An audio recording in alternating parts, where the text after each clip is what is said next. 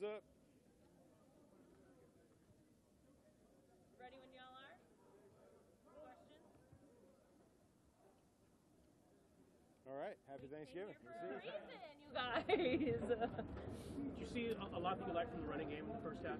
Yeah. We really ran the ball efficiently in the first half, and it was something that we were hoping to be able to stick with, and the game situation just took us out of it. So.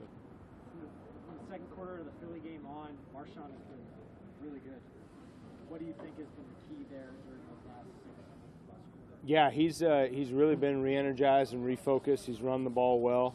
I think he had something like 11 carries maybe in the first half or something like that. We were trying to get him rocking and rolling, so I'm pleased with where he's at, and hope to be able to feed him a little bit more. Have you looked to manage his carries a great deal this year? No.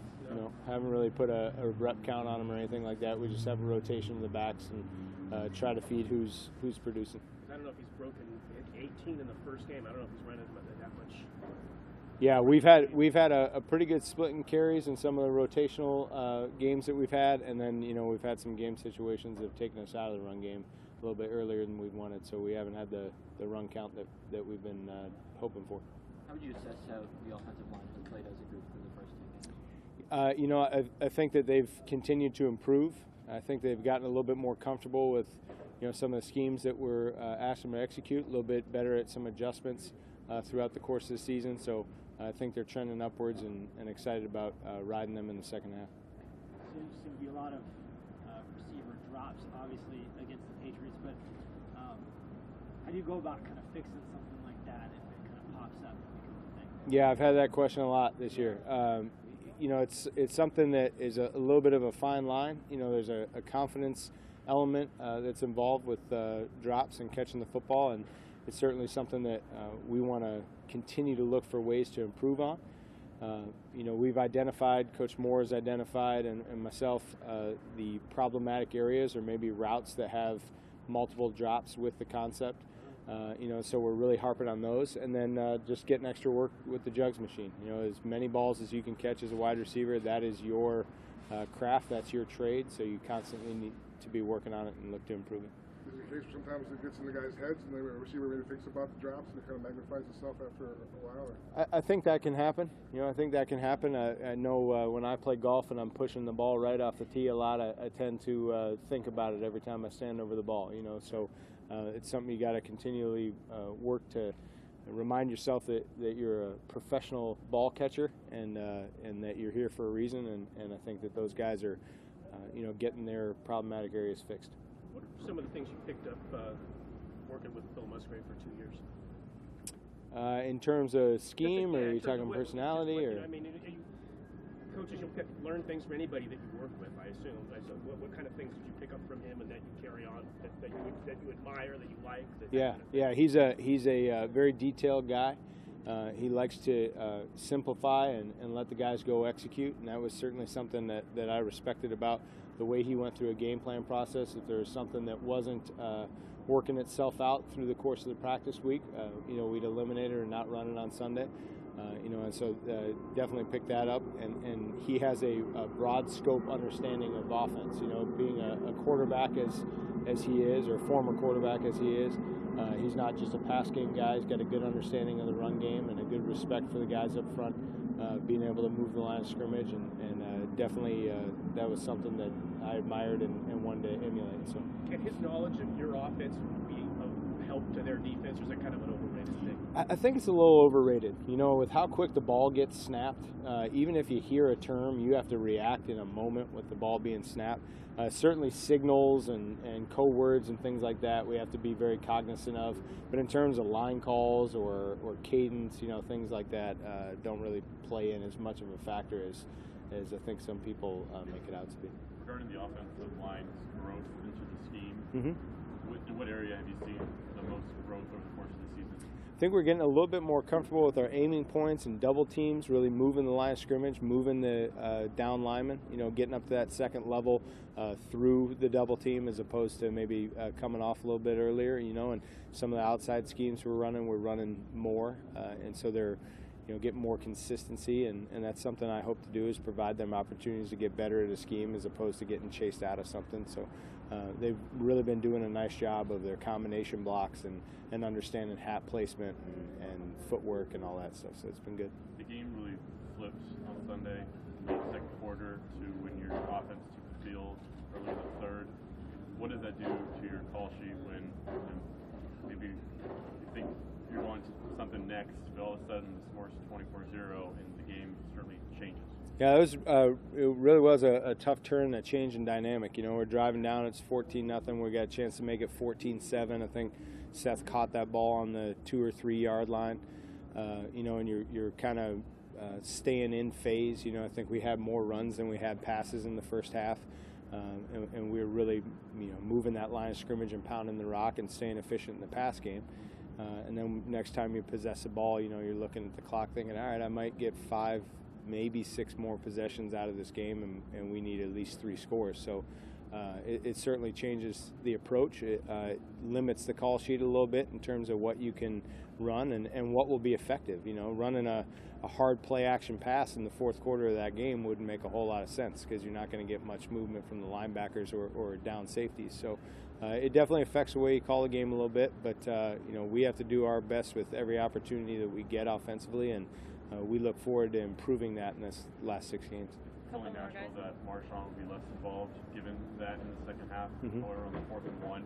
That seemed like maybe an opportunity for him to be involved. Yeah, that's my fault. I should have gotten Marshawn in there. I should have had him tagged in the personnel grouping. In that situation, we would normally have him in there. I think he had run it a couple times previous to that and was getting a little bit of a breather. And so we plugged Mays, who's our second short yardage back, in there. But you can pin that on me. I should have had him in there. When you work under a coordinator for a couple of years, like you worked under Musgrave, does his play calling philosophy automatically kind of rub off on you a little bit, or when you become the coordinator, do you kind of want to come in and institute your own play calling philosophy? Yeah, I think there are elements of it, maybe some I won't say personality traits, you know, but maybe just some kind of nuances of the game that you naturally talk through as a coordinator and quarterback coach. So, you know, those experiences are kind of lived through the other coordinator. You know, but we were together 2 years. You know, I have some other influences that probably shape my play calling more than that. Last one, guys. Seth had a rough day at the office against New England. What have you seen from him in terms of a rebound with a guy like that? Is he somebody that you need to kind of pick up and get going, or what's the dynamic there? Yeah, you know, through your coaching career, you run into players that you know are giving everything they got. Seth is a professional and works his tail off. And yeah, he had a rough day at the office, but it wasn't for lack of trying or focus or preparation. You know, I don't mean to simplify it for those who are as frustrated as we are about it, but sometimes bad days happen. And Seth is an extremely hard worker that will bounce back from it. You know, he's focused and purposely, you know, working extra this week so that he can bounce back with a strong performance against Denver, and we have all the faith in the world in Seth. Thanks, guys. Thanks, guys. Happy Thanksgiving, guys.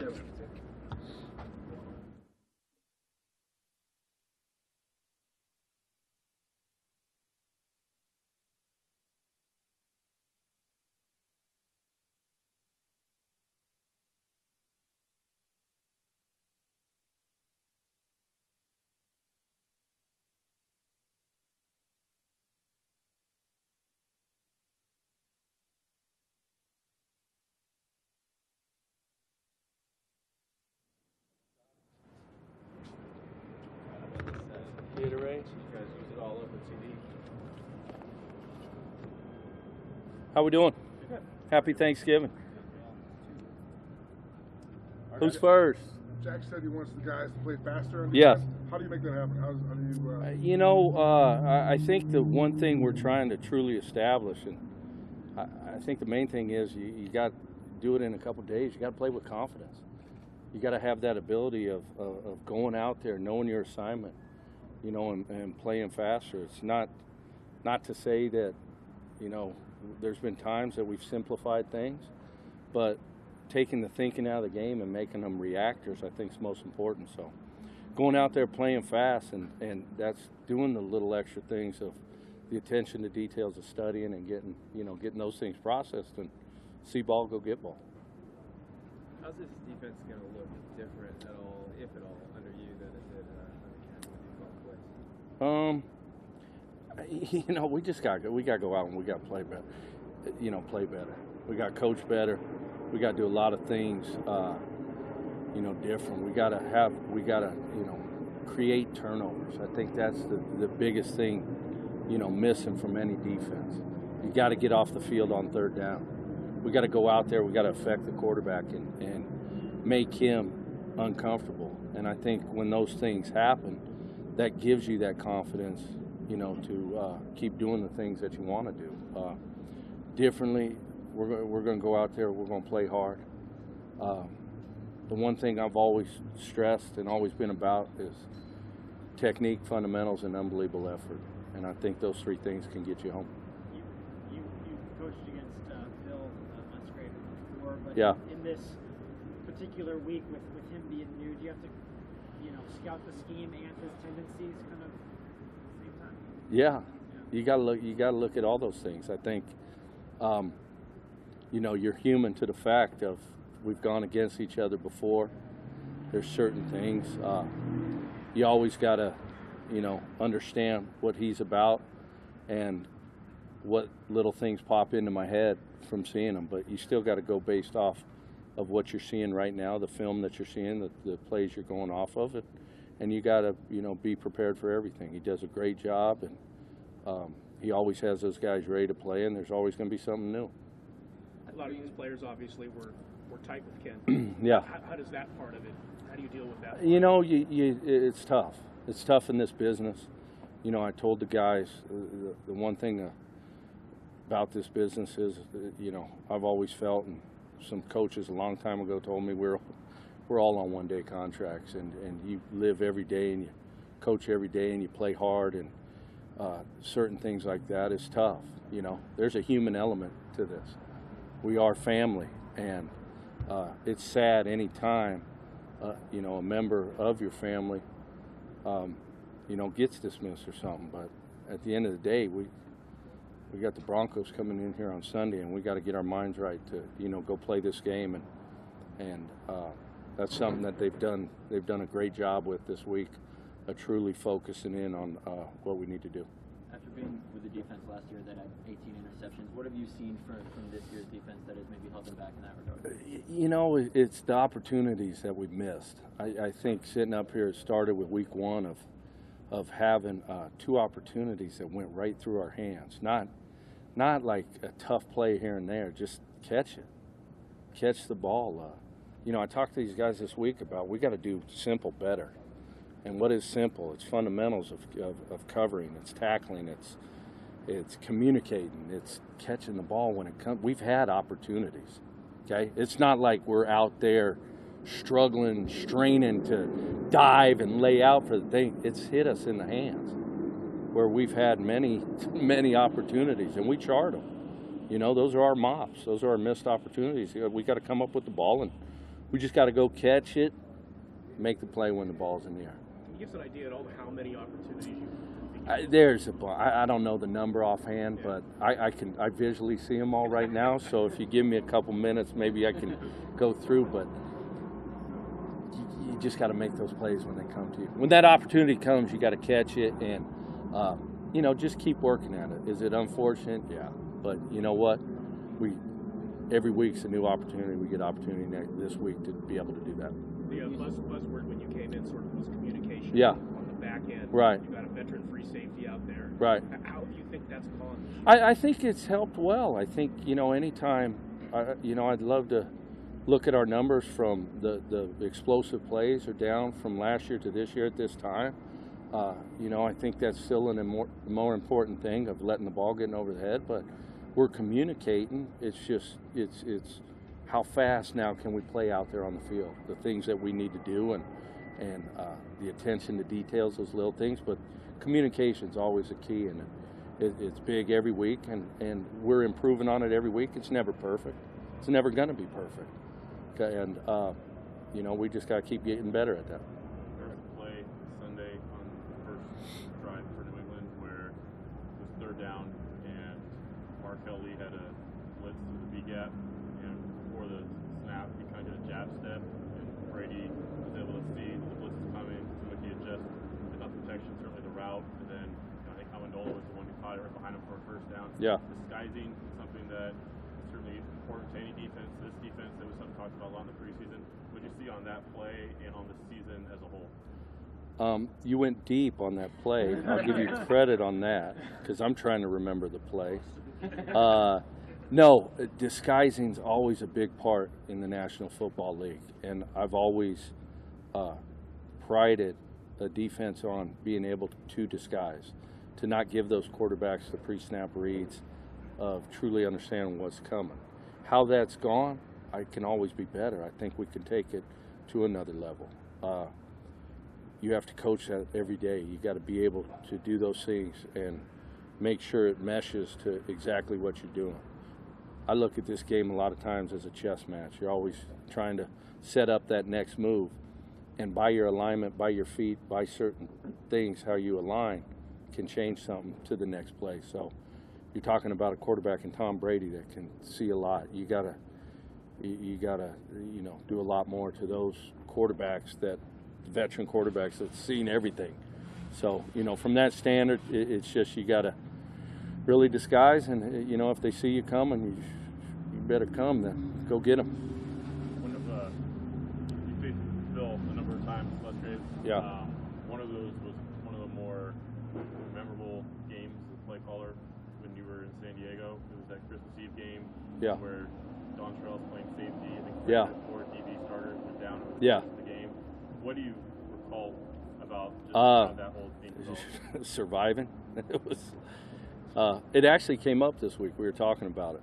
I was giving the receivers, not saying any names, but I was telling them how I had a receiver in San Diego locking him down, and they were laughing about it. They said, "Yeah, Coach, we do remember that." And yeah, that was just something that you always prepare, for something like that. And you've talked to guys. You don't get a lot of reps on it, but you're always in that emergency mode of guys that you have where you can place other guys in that spot. But the guys, executed and played that night. We still lost the game, but it was something that, you look back on and you see they did a good job of just handling that adversity that they were set up with.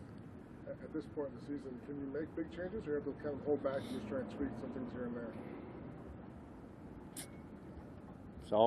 There's always room for change, and there's always room for doing things better,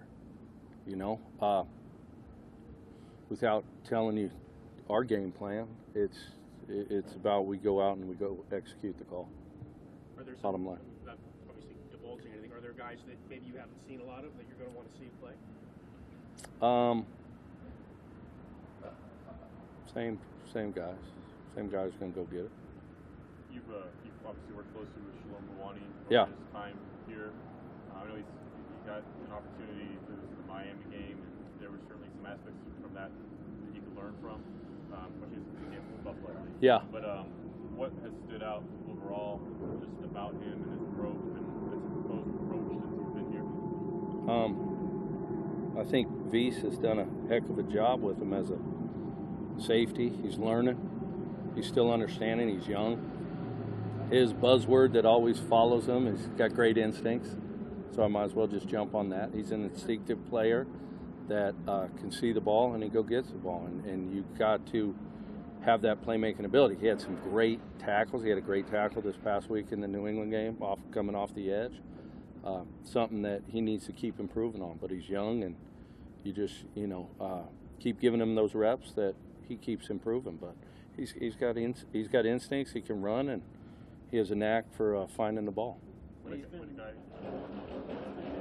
on this match, would you say, like 14 sacks? Opportunities again. I mean, we've had ample opportunities. It comes down to finishing. We talk about it all week. Anytime you get the opportunity to get the quarterback, it's a guy fell here, a guy missed here, that opportunity to get him down. It goes the same way with our turnovers. The ball's on the ground. Last week we got 3 guys standing over it. We got to jump on it. It changes the game. Those opportunities, the missed sack opportunities, the rush keeps improving. Guys are getting better. I think you look at a game last week and see how 90 rushed for us this past game and how he stepped up and did has some great pass rush moves that got a couple quarterback hits, last week. So you see those guys improving, and Eddie and Khalil and Bruce and Danico and all those guys in there. We got to get them down when we have the opportunity. How do you think the secondary as a whole has adjusted to the injuries, whether it be Gary on Obi and David, just rotating in whoever's in there? I think they've been. I think they all adjusted well. I think the thing that always happens. You gotta, when your times come, you gotta go answer the bell, and I think they've done a great job of being put into those positions. Guys that are at times special teams core players that end up playing 60 to 70 plays for you, and when your opportunity comes, you do it. So you just adjust and you go with it. Do you have to approach or coach a player? You mentioned Shalom just being so instinctual on the field. Yeah. You want to, for a guy who's played so rely on that instinct, you want to make sure that he's not in too tight of a box in terms of what you ask of him, and allow him to play like that and not put too much on him. You never take that away from a player. A guy that has instincts like that, you don't want to overcoach those things. You want him to have the ability to go see the ball and get the ball. From that standpoint, he's still got to learn this game. The game, the more reps he gets, the more he sees, the slower this game becomes to him, and then they start understanding it. Right now, they're in baby steps of rookie football of making sure I get aligned. Okay, making sure I'm aligned properly in that sense of when the ball snapped, where do I have to go? And I think from that moment, he could take himself out a couple steps just from not being in his proper landmark or proper depth. And that happens to him. He's a young player, but you never, ever want to take away anything from an instinctive player that you can, a lot of times you just can't coach. You mentioned the pass rush. Are you excited about working with Khalil Mack and kind of getting... You're always excited. I walk, since day one, since I've been here, you find yourself, I stare at the dude and watch him work and how professional he is, and being able to, help over the weeks, and certainly even more now of being able to, design that type of rush. We understand what we got to do. We got to go affect the quarterback, and we haven't done enough of that. So how do we change those certain things? Well, we keep working at it. We keep doing those types of different rushes that we can implement. But from that standpoint, he's been unbelievable. Obi, I believe he played some corner in college, but yeah, more of a safety by trade. It was the everybody was brought in here. Yeah. A lot of tight end type stuff, but at the safety, your left cornerback situation, it is what it is. His usage has somewhat reflected that on Sunday. Is there a line at all, a balance between you want a player to come in and help you and fill a spot, but also just finding where his development is, where his experience is, where his comfort is, and especially for a young guy, not putting too much on him? Great question. Understanding that type of role. He's played corner, he's played safety. Where we were in the week, how we felt he was going to go in that situation and play. I think the biggest thing, being young in that setting and being in a fast tempo offense, I think it really, more or less, it's a strain. You got to go. You got to go. And, he needed more of those preseasons that he didn't get the opportunity to make those things. I think he, recovered well in certain situations. He gave up a deep ball. That's going to happen. He better have a short-term memory and be ready to come out and play the next snap. But I think when you're always developing as a young player, you got to be able to use those guys and put them in different spots.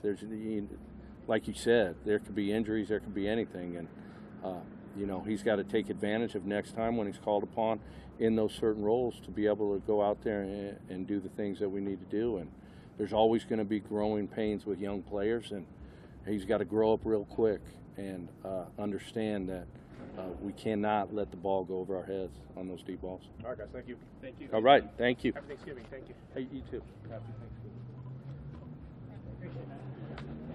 Good. How are you doing? Good.